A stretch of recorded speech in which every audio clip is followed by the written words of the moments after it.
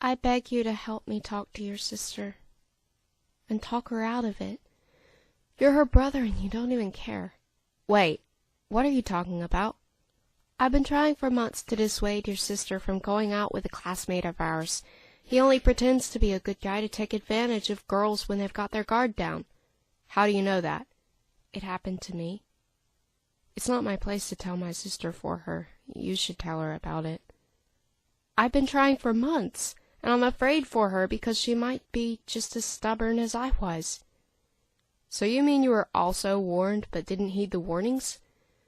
I was warned by everybody except for one crucial person, the woman I was employed to babysit for her son. I don't want to reveal her real name. Is piercing woman okay? Sure, I mean, it's up to you. See, it's perfect, to me, because her eyes stabbed into me. That, and she had a habit of using her claws on me. Her husband, Pete, worked a night job, and when she came home from work, she would go to bed in the evening and sleep until morning. At least that's what I was told when I met them. I met them on a walk in my neighborhood, and though I didn't know them well, I was in need of a job. I jumped at the opportunity to babysit their 2-year-old, Case. I could run to their house from mine in less than a minute. My story began innocently, but everything changed rapidly. The routine was that I would come over as soon as I got back home from school, and sometimes I'd stay the night. In the first week, nothing unusual happened. It was pretty relaxing. Case was very talkative and energetic, but also easily entertained. One evening I was sitting with Case, and we were watching one of his favorite programs on TV, and out of nowhere I heard the faucet in the kitchen run. I was already planning to escape the house with Case, not willing to risk our safety, but then I thought maybe something happened to the faucet, and on the way to check it, I slammed right into Piercing Woman, who had been wearing a towel and holding a glass of water before we collided. It happened so suddenly I didn't know if she dropped her towel by accident in shock of having seen me. After all, her hair was dry, messy, and she wasn't supposed to be home yet, or if the towel had fallen during the impact, which didn't make sense to me, since the towel would have been stuck between us, but it wasn't. I heard the front door shut and the sound of a car quickly leaving the driveway. However, instead of alarm at being found out, she stood there laughing as though she'd only pulled a prank on me. After the next week came and went, I'd almost convinced myself that she was innocent. The whole thing was, since everything seemed like it was back to normal. Until, unmistakably, I heard the sounds and voices coming from the direction of the master bedroom.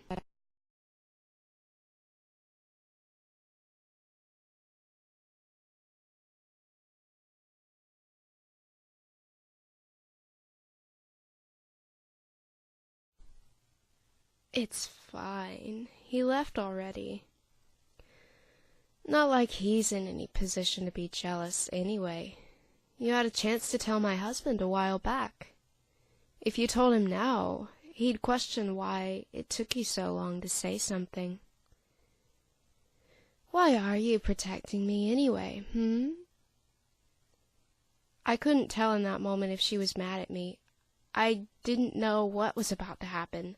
This might be why I jumped and almost screamed when I felt her hand landing on my shoulder. I wasn't hit, though. Her fingers squeezed my shoulder almost lovingly, except for the edge of her nails, which were threatening. I heard myself say, "I'm not protecting you. I didn't know. I don't know anything," and only then realized I wasn't saying the truth. I was speaking in defense of her. She laughed and squeezed my shoulder a little deeper. I almost said, "Stop, that hurts," but stopped myself when I realized it didn't hurt at all. You could have quit. Her voice already whispery, gathering warmth at my ear, but her words were cold and sharp like icicles. Any normal young lady would have been gone long ago. What keeps you here? Do you have a mother? She left my father when I was 12. I answered, questioning why I was saying anything to this woman who just tore me down. Why was I there? I felt glued to that spot, but by what? She cooed sympathetically in my ear. Oh, you're like me when I was your age. All that frustration and no outlet. No, I'm not frustrated. You're so frustrated you can't look at me. I'm flattered.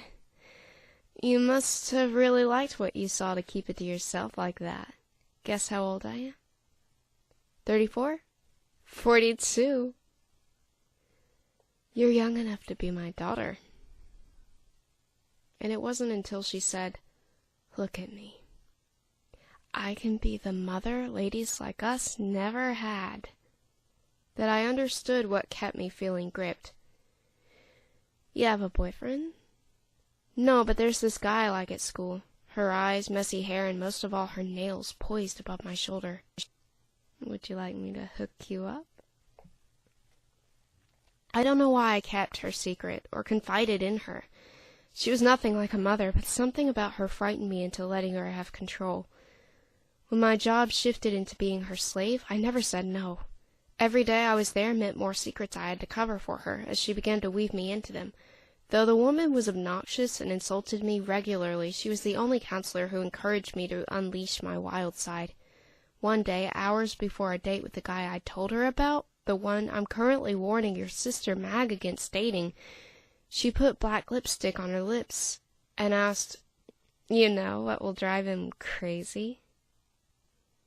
And before I could ask her what, "He might see that. You just ruined my underwear. I hate you." Of course he'll see it. That's the point.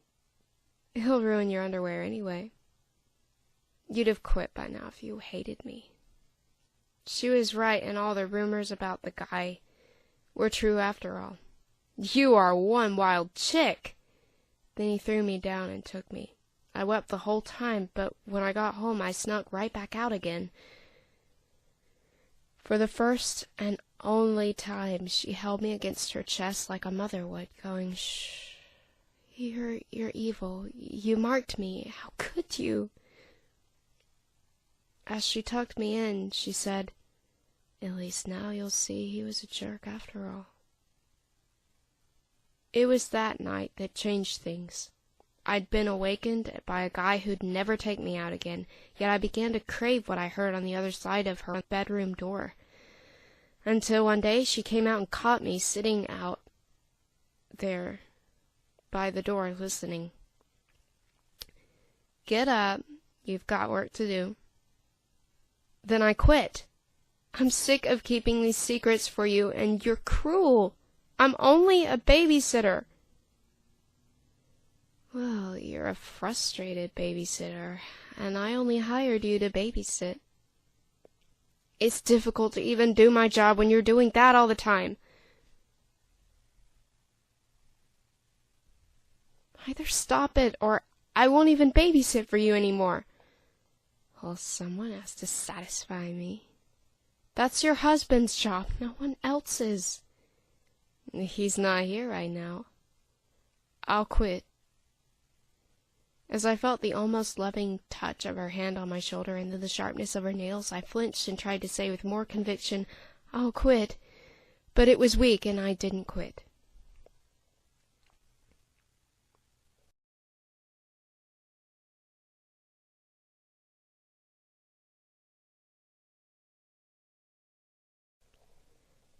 Never estimated when you'd take my hand how you'd pull me under, nor saw the danger in your icy eyes.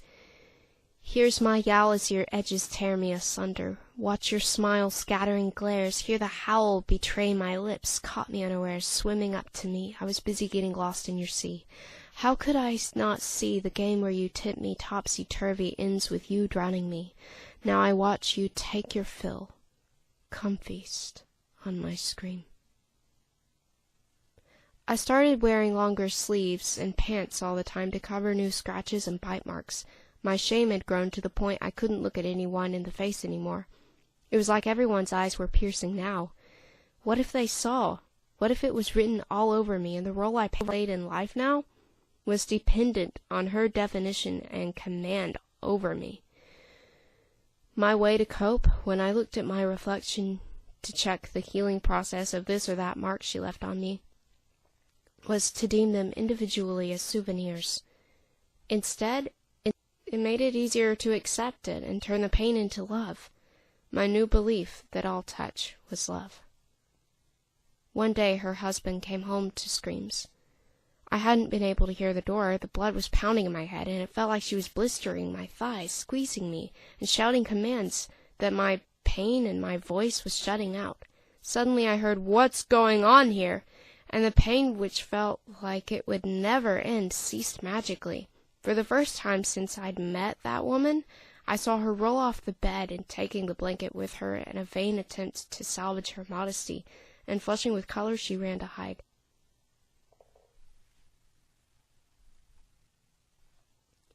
Her husband tried to take me to the hospital, but I lied about my age in the hopes that no one would make me press charges against her. Pete divorced her and was granted custody of Case. After a while, I visited again to ask where she was. At first he told me he didn't know, and then he gave vague answers. And when I asked, he avoided answering them. I realized he was trying to protect me from her, and that angered me at the time. After a while, I began to see that he was doing the good thing by not telling me. He quietly began to explain Stockholm Syndrome, and that he had it for his ex-wife, and that being without her was the best thing for him and his son. He didn't outright accuse me of having Stockholm Syndrome for her, and after a while, it bothered me when he would tell me I could press charges against her, but eventually I saw that he was right, and his intentions were pure. Through this, we became friends. So, are you going to tell your sister? I mean, not about that woman, but about... Yes, and if I have to, I'll talk to him myself.